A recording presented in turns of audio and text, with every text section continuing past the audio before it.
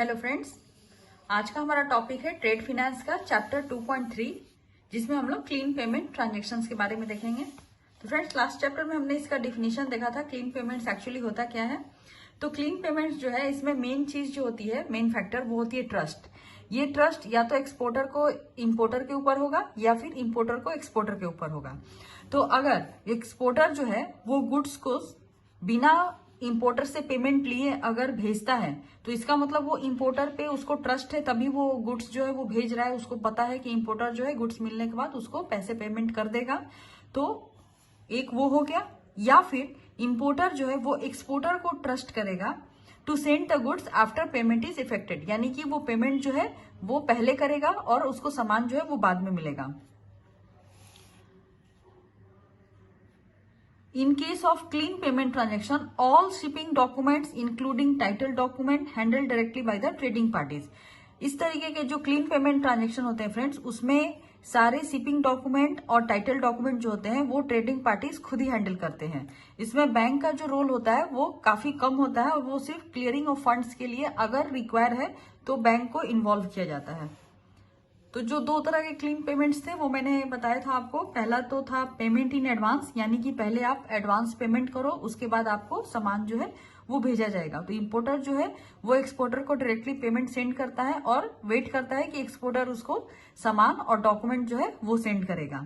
तो इसका process flow यहाँ डायग्राम के थ्रू दिया हुआ है। पहले जो इंपोर्टर है वो फंड ट्रांसफर करेगा इंपोर्टर के बैंक को, इंपोर्टर का बैंक एक्सपोर्टर के बैंक को फंड ट्रांसफर करेगा, फिर एक्सपोर्टर जो है एक्सपोर्टर का बैंक जो है वो एक्सपोर्टर को करेगा, फिर एक्सपोर्टर जो है वो उसको गुड्स शिप करेगा और साथ साथ डॉक्यूमेंट भी उसको एक्सचेंज करेगा। तो ये हमारा हो गया पेमेंट इन एडवांस का प्रोसेस।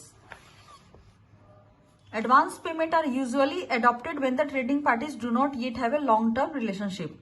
किसी भी अगर ट्रेडिंग पार्टीज में लॉन्ग टर्म रिलेशनशिप नहीं है तो एडवांस पेमेंट जो है उसको अडॉप्ट किया जा सकता है। This mode of transaction is demanded by the exporter or seller when the selling party is well known and reputed company in its field। यानी कोई अगर reputed company है या फिर importer और exporter जो है दोनों एक दूसरे को काफी अच्छी तरीके से जानते हैं, तो इस तरीके का ट्रांजेक्शन जो है वो यूज करते हैं अपने ट्रेड में। नेक्स्ट है ओपन अकाउंट। ओपन अकाउंट में एक्सपोर्टर जो है गुड्स को और डॉक्यूमेंट्स को डायरेक्टली इंपोर्टर को शिप करेगा और वेट करेगा कि इंपोर्टर जो है वो उसको बाद में पेमेंट सेंड करे। तो इसका भी ट्रांजैक्शन यहाँ पे एक डायग्राम फ्लो के थ्रू समझाया गया है।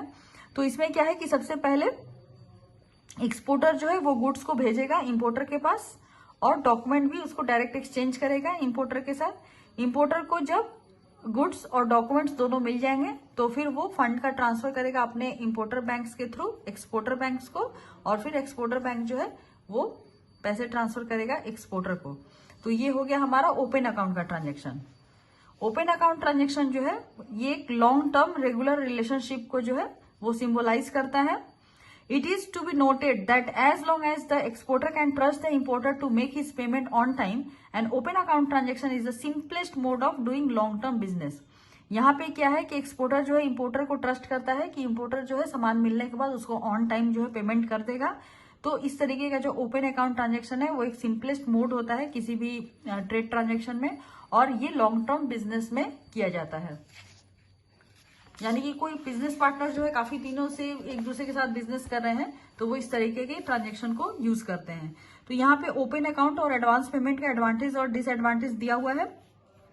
तो इस एक्सपोर्टर का एडवांटेज क्या है, वो सेल को क्लिंच कर सकता है, और डिसएडवांटेज क्या है कि यहाँ पे उसको सारे रिस्क जो है वो बेयर करने पड़ेंगे, क्योंकि यहाँ पे उसको सामान वो पहले भेज रहा है और पेमेंट उसको बाद में मिल रही है। तो इसीलिए जो रिस्क है वो एक्सपोर्टर के ऊपर होती है। Advantage to importer. Open account में इंपोर्टर को क्या एडवांटेज है, उसको कोई भी रिस्क नहीं है और वो अपने कंपनी कैश रिसोर्सेज को काफी देरी तक यूज कर सकता है। उसे इंपोर्टर को कोई भी डिसएडवांटेज नहीं है ओपन अकाउंट में, क्योंकि वो पहले सामान ले रहा है फिर बाद में पैसे दे रहा है।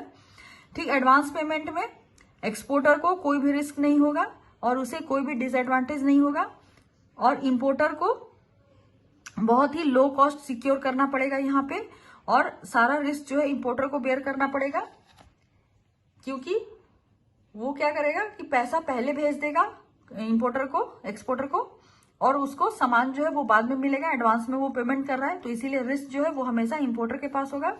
और उसका जो अपॉर्चुनिटी कॉस्ट वो यूज कर सकता है अपनी कंपनी कैश रिसोर्स का, वो उसको नहीं कर पाएगा। जब तक कि उसको गुड्स रिसीव नहीं हो रहा है तब तक वो उसके अमाउंट को या फिर अपॉर्चुनिटी कॉस्ट जो होगा उसके अमाउंट का उसको यूटिलाइज नहीं कर सकता है। तो यहाँ पे रिस्क एनालिसिस दिया हुआ है दोनों ओपन अकाउंट और एडवांस पेमेंट के केस में। तो इसको एक रिस्क स्पेक्ट्रम के थ्रू समझाया गया है, जिसमें कि पेमेंट मेथड से रिलेटेड जो एक्सपोर्टर इंपोर्टर के ऊपर जो रिस्क होगा, तो जो ओपन अकाउंट ट्रांजेक्शन है उसमें जो हाईएस्ट रिस्क है वो एक्सपोर्टर को बियर करना पड़ेगा, और लिस्ट रिस्क जो है वो इंपोर्टर को बेयर करना पड़ेगा, क्योंकि एक्सपोर्टर जो है वो सामान भेज दे रहा है उसके बाद उसको पैसे मिल रहे हैं। तो यहाँ पे एक्सपोर्टर का रिस्क ज्यादा होगा, इंपोर्टर का कम होगा, क्योंकि उसको सामान पहले मिलेगा और उसको पेमेंट बाद में करना होगा।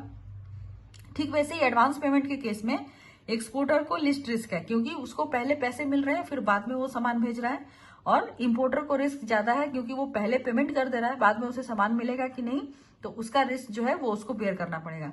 तो फ्रेंड्स, इसी के साथ जो हमारा ये चैप्टर 2.3 है यही खत्म होता है। नेक्स्ट वीडियो में हम लोग नेक्स्ट टॉपिक के साथ मिलेंगे। तो तब तक के लिए keep watching our channel and thank you for watching this video.